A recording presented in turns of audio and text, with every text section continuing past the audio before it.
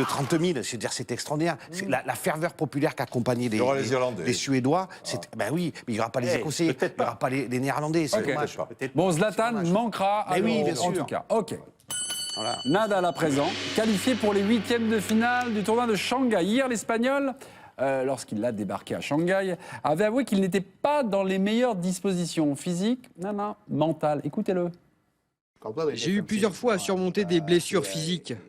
Mais là, ce que j'ai, le manque de contrôle de mes nerfs, mon émotivité, c'est comme si j'avais à guérir d'une blessure, mais qui cette fois n'est pas d'ordre physique, mais mental. Et aujourd'hui, Nadal s'est qualifié donc pour les huitièmes de finale après un match extrêmement serré contre Ivo Karlovic. Le score en témoigne, 7-5, 6-7, 7-6. Nous allons donner la parole à Benoît Mélin. Avec ce succès, Nadal est-il en voie de guérison? Bonsoir, mon tétard. Hola, hombre. Hola. Bonjour. Bonjour.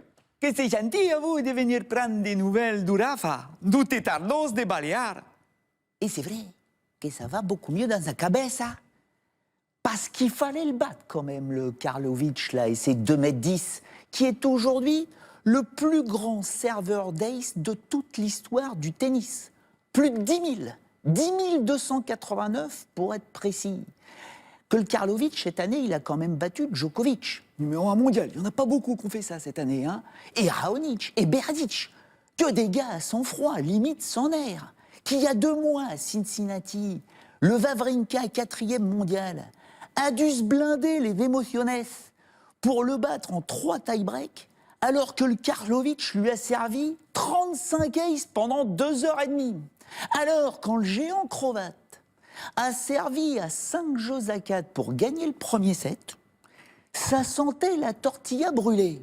Hein, et c'est à ce moment-là que sur 3 premiers services consécutifs à plus de 210 km/h, Rafa est redevenu Rafa. Un bloc de concentration sur 2 dixièmes de seconde de réaction où le doute ne peut pas exister.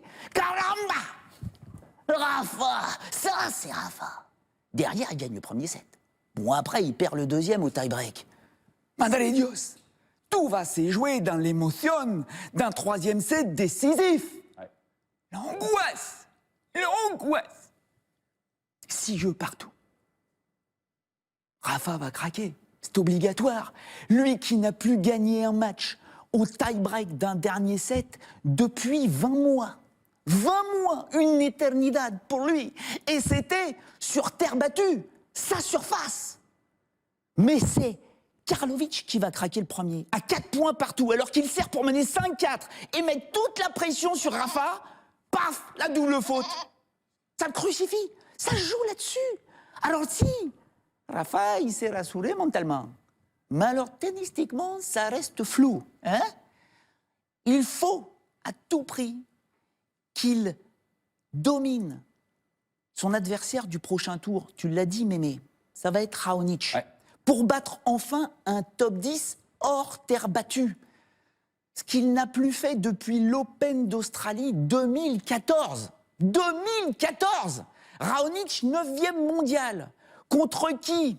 La dernière fois qu'ils se sont joués à Indian Wells en mars, là, il a eu 3 balles de match avant de perdre au bout de 3 heures. Caraï, rien que d'y penser, ça me ferait monter la température. Il y a la fièvre. Il y a la fièvre pour Rafa. Ça va pas être facile. Merci mon Benoît, merci. Merci d'avoir récupéré l'accent espagnol parce qu'il y avait un des téléspectateurs. On dirait, oui. L'accent espagnol un peu portugais. Comme Nadal, il perd son tennis. Comment il s'appelle pas Carlonel, car... Garcimore. Garcimore, oui. Garcimore. Garcimore. Christian Gourcuff.